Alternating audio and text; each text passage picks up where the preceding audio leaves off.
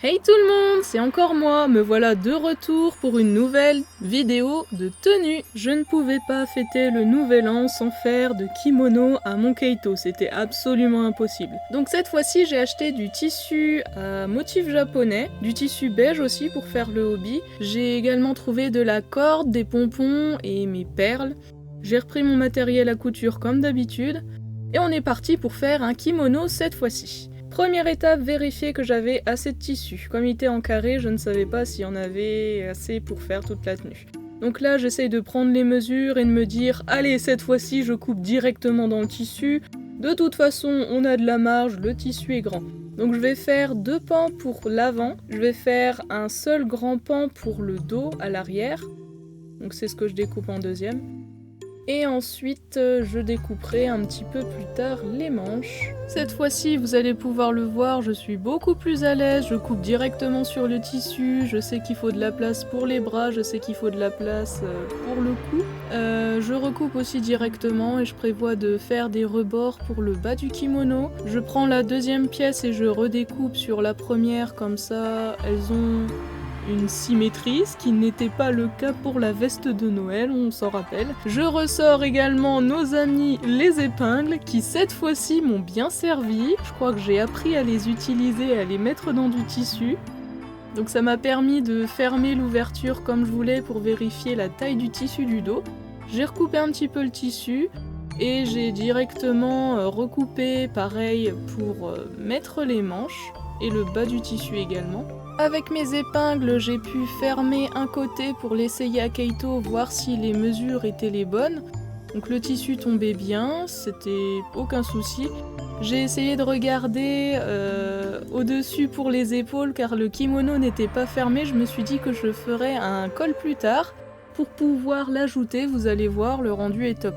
Donc là je découpe les manches comme prévu, j'essaye de regarder les mesures, si je fais plus grand, si je fais plus court. C'est pas évident de savoir si les manches vont pouvoir être cousues si je les fais assez larges. Mais étant donné que je n'avais pas fait le haut, le col du kimono, je me suis dit de toute façon je vais faire au feeling, ça passera et je réajusterai avec le col si besoin. S'ensuit une extrêmement longue séance de couture pour coudre la première manche, la deuxième manche, le kimono, les 2 pièces sur le dos. C'était très long, donc on zappe vite cette étape-là. Une fois tout cousu, je me suis mis à faire les rebords pour aller plus vite étant donné que j'ai tourné cette vidéo vraiment très proche du nouvel an. J'ai décidé d'utiliser ma colle forte. Donc le tissu avait un petit peu du mal à tenir parce que la colle séchait très rapidement. Mais globalement ça tient bien, ça fait pas trop de taches.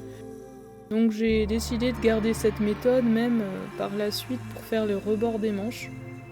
Mais toujours collé par section et bien appuyé longtemps pour que ça colle assez efficacement. Ensuite, même chose sur les manches, j'ai collé les rebords, j'ai fait aussi sur le côté du kimono avec de la colle et après donc je couds les manches au kimono, ça m'a pris aussi assez longtemps. Je me suis trompée, j'ai dû recommencer une fois, recoudre la première manche aussi également. Je l'avais cousue à l'envers. Bon, je m'en suis rendu compte avant d'avoir fini, encore heureux. Mais bon, c'est les aléas de la création, on va dire. Une fois les manches terminées, j'ai pu enfiler à Keito, voir si ça pouvait fermer sur le devant. Il n'y avait absolument aucun souci, c'était parfait. J'étais assez fière de moi. Donc j'ai regardé pour le col comment est-ce que je devrais faire pour les côtés, pour faire en sorte qu'il y ait assez de tissu. J'ai décidé de recouper un petit peu aussi le devant. Je trouvais que ça serrait trop le cou. J'ai coupé aussi tous les petits fils qui passaient parce que c'était du tissu qui faisait beaucoup de fils. Donc là j'ai décidé de prendre la taille qu'il me fallait pour faire mon fameux col qui va vraiment rendre un beau fini à mon kimono, j'ai trouvé. Comme je vous ai expliqué, j'ai fait avec de la colle forte. Bon, ça m'a pris un certain temps. Les sections avaient du mal à coller, mais je voulais que le rendu fasse fini, encore une fois, donc j'ai décidé de faire des rebords. J'aurais pu les coudre, ça c'est certain. J'aurais pu coudre aussi le col au kimono, ça m'aurait pris 10 fois plus de temps je pense. Donc je suis contente d'avoir utilisé cette méthode. Moment extrêmement délicat, j'ai dû mettre donc la colle pour coller le col. Fallait que je fasse attention que les tissus ne se collent pas ensemble parce que la colle avait tendance à transpercer le tissu. Si j'avais gardé le kimono plié, je suis certaine que j'aurais collé toutes les parties ensemble si j'avais pas fait attention. Pareil pour les manches, je m'y suis reprise à plusieurs fois pour faire les manches, pour faire en sorte que ça soit pas collé à l'intérieur. Et j'ai essayé de faire en sorte de simuler le dos arrondi de Keito pour pouvoir le coller de la meilleure manière qui soit. Je ne voulais pas coller directement sur Keito étant donné que Keito aurait été collé avec le kimono. C'était hors de question. Une fois une vérification faite qu'il n'y avait plus de colle à l'intérieur, que tout était bien sec, j'ai pu essayer le kimono avec le col à moitié collé et j'ai essayé de regarder jusqu'à où il fallait que je le colle à l'intérieur. Donc pour ça j'ai simplement mis sur Keito et ensuite j'ai collé directement à l'intérieur sans avoir peur d'abîmer quoi que ce soit, là pour le coup. Et j'avais plein de colle sur les doigts. Alors du début à la fin j'ai eu de la colle sur les doigts. J'ai pas pris une seule seconde pour aller me laver les mains, donc vous me verrez avec les doigts pleins de colle tout au long de cette vidéo, surtout à cause de cette étape où je m'en suis vraiment mis plein les doigts et plein le sol également. En finition, j'ai collé le bout qui dépassait encore du col à l'intérieur, comme ça ça fait un beau rebord. J'ai aussi corrigé, ça se décollait un petit peu en bas, donc j'ai remis un petit peu de colle pour éviter que ça se voit, sinon ça serait bien vu sur Keito. On recoupe encore les fils, j'ai pas arrêté de le faire tout au long. Et donc le dernier essayage avec le kimono finalisé pour voir si le col, si tout allait bien. Donc j'essaye de bien tout remettre très droit pour que Keito soit bien habillé. Franchement le résultat est parfait. J'aurais pas pu faire mieux. Donc ça c'était l'étape du kimono qui m'a pris un peu plus d'une heure si je me rappelle bien. Et donc là je commence à faire le hobby, donc j'ai pris la taille autour de Keito pour voir à peu près combien de tissus. Et alors le hobby ça a été une recherche, vraiment une recherche. Donc j'ai commencé à essayer de coller avec ma colle forte qui commence à être un peu vide. Donc j'ai fait comme j'avais fait, voilà, j'ai appuyé longtemps, mais je me suis rendu compte que ça faisait des petites taches, donc je me suis dit ah non on va pas pouvoir coller. Donc j'ai pris du fil, une aiguille, je me suis dit c'est pas grave, le hobby on le fera à l'ancienne, j'ai juste des rebords à coudre, et je dois le coudre sur lui-même, ça va le faire, on va juste coudre un petit peu, je remets mes épingles maintenant que je sais parfaitement comment les mettre, et donc je commence à faire mon travail de couture. Donc au début, il n'y a aucun souci, je continue, je tire bien mes fils, j'essaye de faire un rendu qui soit joli, mais malheureusement, même en m'appliquant, mes talents de couturière sont tout à fait nuls. Donc on se retrouve avec un rendu qui est vraiment pas joli, et je décide finalement de tout découdre, de retirer, et de retenter la colle. Je me dis que si je fais un deuxième rebord, peut-être que ça passera pas au travers.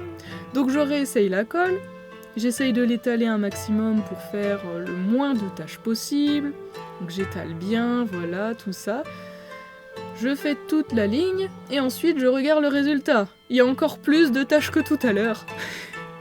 Donc, je décide tout simplement d'abandonner ce tissu, et j'ai une autre idée.